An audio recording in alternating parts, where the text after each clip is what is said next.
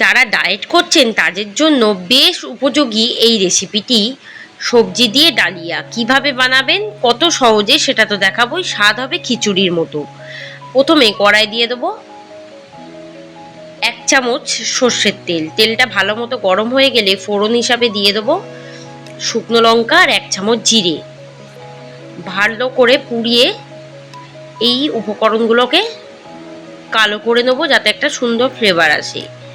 এরপর দিয়ে দেবো ছোট ছোট করে কাটা ফুলকপি। ফুলকপিটা একটু ভেজে নেবো তেলের মধ্যে।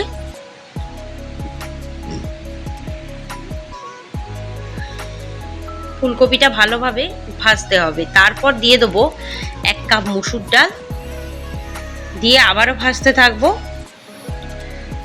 মসুর ডালটা ভাজা হয়ে গেলে দিয়ে দেবো 1 কাপ সোনা মুগ ডাল, এটাও ভালোভাবে ভেজে নেব।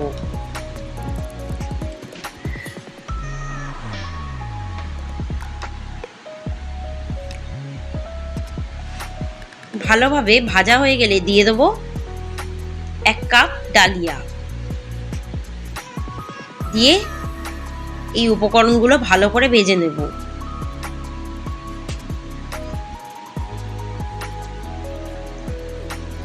এবার দিয়ে দেবো সবজিগুলো, লম্বা করে কাটা গাজর, লম্বা করে কাটা বিনস, দিয়ে ভালো করে সবজিগুলোও একটু হালকা করে ভেজে নেব।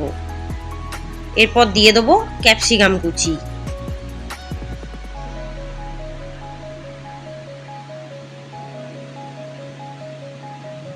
ভালোভাবে ভাজা হয়ে গেলে দিয়ে দেবো আলু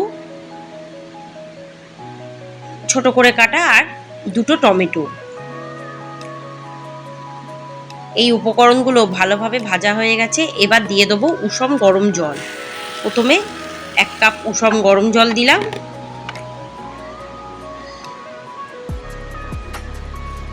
এরপর আরও 2 কাপ উষম গরম জল দিলাম।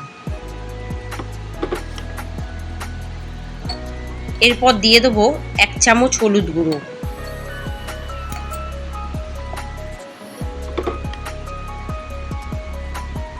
এরপর দিয়ে দেবো 1 টেবিল চামচ গ্রেট করা আদা, চাইলে বেটেও দিতে পারেন। ওপর থেকে দিয়ে দেবো একটু পেঁয়াজ পাতা কুচি,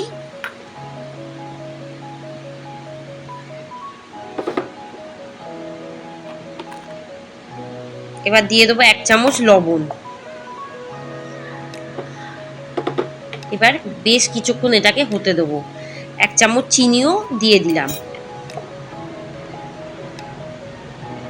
ভালোভাবে চিনি আর নুনটাকে মিশিয়ে দেবো। একটু ফুটে উঠলে দিয়ে দেবো 1 চামচ ঘি। এবার ভালো করে নাড়িয়ে চাড়িয়ে দেবো, দিয়ে ঢাকা দিয়ে রাখবো বেশ কিছুক্ষণ। ঢাকা দিয়ে দিয়ে রান্না করতে হবে। এবার কিছুক্ষণ পর দেখুন এখনো কিন্তু আমার ডালিয়াটা ভালোভাবে সিদ্ধ হয়নি। একটু নাড়াচাড়া করে ওপর নিচ করে মিশিয়ে দেবো, আবার ঢাকা দিয়ে রাখবো। ঢাকাটা খুলে ওপর থেকে দিয়ে দেবো একটু ধনেপাতা কুচি। দেখুন বেশ মাখা মাখা হয়ে এসছে।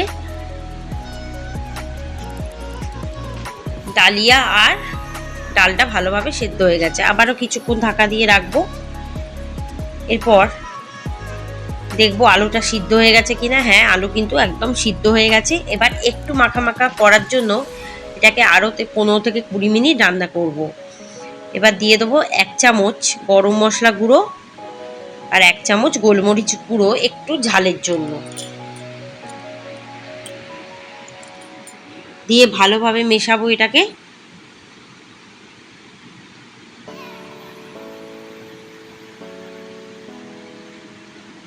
দশ মিনিট ঢাকা দিয়ে রাখবো। 10 মিনিট পর ঢাকাটা খুলে 2 টেবিল চামচ ঘি দিয়ে দেবো। নামানোর 15 মিনিট আগে ঘিয়ের গন্ধটা যাতে উবে না যায় একটু ঢাকা দিয়ে রাখবো। একদম আঁচটাকে লো করে এরপর বেশ কিছুক্ষণ এই লো আঁচে বসিয়ে রাখবো। তারপর এটাকে কিন্তু গরম গরম নামিয়ে সার্ভ করে দেবো। দেখলেন তো, যারা ডায়েট করছেন তারাও কিন্তু এই খিচুড়িটা খেতে পারে। ভীষণ সুন্দর স্বাদ হয়। চালের খিচুড়ির থেকে অনেক সুন্দর টেস্ট হয় এই ডালিয়ার খিচুড়ি যদি এইভাবে বানানো যায়। যারা ডালিয়া খেতে পছন্দ করেন না তারাও খাবেন। যারা ডায়েট করছেন তাদের জন্য তো ভীষণ হেলদি, ভীষণ স্বাস্থ্যকর। আর এটা পেটেও অনেকক্ষণ থাকে, তাই ব্রেকফাস্টে বাচ্চাদেরও বানিয়ে দিতে পারেন আর নিজেরাও খেতে পারেন। ভীষণ হেলদি, ভীষণ সুন্দর খেতে। রেসিপিটি ভালো লাগলে চ্যানেলটিকে সাবস্ক্রাইব করবেন, বেল আইকনে ক্লিক করবেন। নতুন নতুন অনেক রেসিপি আসে, তাই আমার চ্যানেলে চোখ রাখুন আর রেসিপিগুলো দেখতে থাকুন। আজকের রেসিপি এখানেই সমাপ্ত হলো। ধন্যবাদ।